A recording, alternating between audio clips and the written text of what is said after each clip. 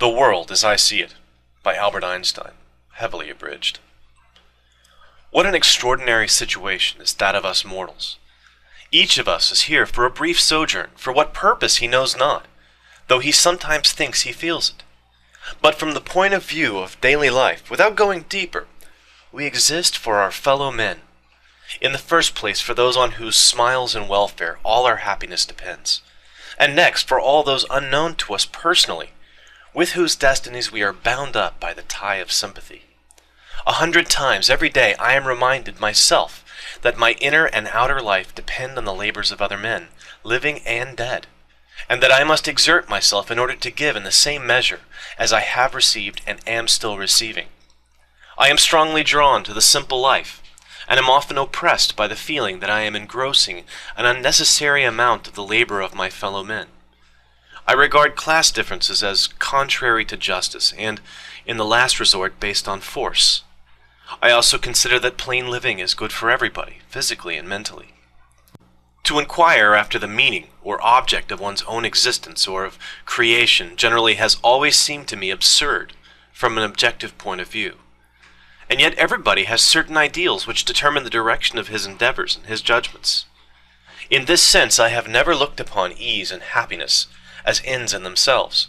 Such an ethical basis I call more proper for a herd of swine. The ideals which have lighted me on my way, and time after time given me new courage to face life cheerfully, have been truth, goodness, and beauty. Without the sense of fellowship with men of like mind, of preoccupation with the objective, the eternally unattainable in the field of art and scientific research, life would have seemed to me empty. The ordinary objects of human endeavor, property, outward success, luxury, have always seemed to me contemptible. My passionate sense of social justice and social responsibility has always contrasted oddly with my pronounced freedom from the need for direct contact with other human beings and human communities. I gang my own gait, and have never belonged to my country, my home, my friends, or even my immediate family with my whole heart. In the face of all these ties, I have never lost an obstinate sense of detachment, of the need for solitude, a feeling which increases with the years. One is sharply conscious, yet without regret, of the limits to the possibility of mutual understanding and sympathy with one's fellow creatures. Such a person no doubt loses something in the way of geniality and lightheartedness.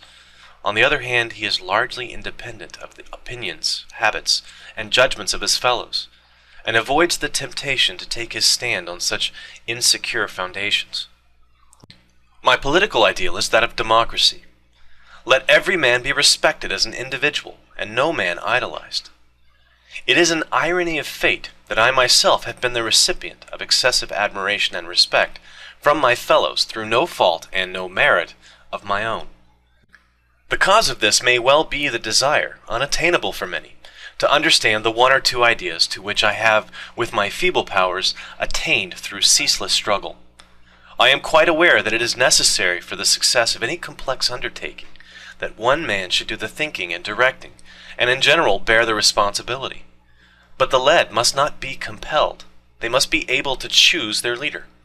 An autocratic system of coercion, in my opinion, soon degenerates. For force always attracts men of low morality, and I believe it to be an invariable rule that tyrants of genius are succeeded by scoundrels. The fairest thing we can experience is the mysterious. It is the fundamental emotion which stands at the cradle of true art and true science. He who knows it not, and can no longer wonder, no longer feel amazement, is as good as dead, a snuffed-out candle. It was the experience of mystery, even if mixed with fear, that engendered religion.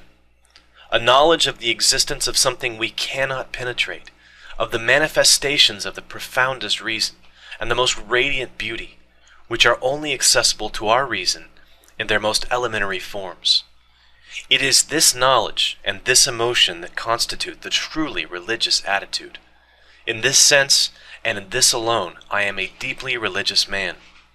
I cannot conceive of a God who rewards and punishes his creatures, or has a will of the type of which we are conscious in ourselves.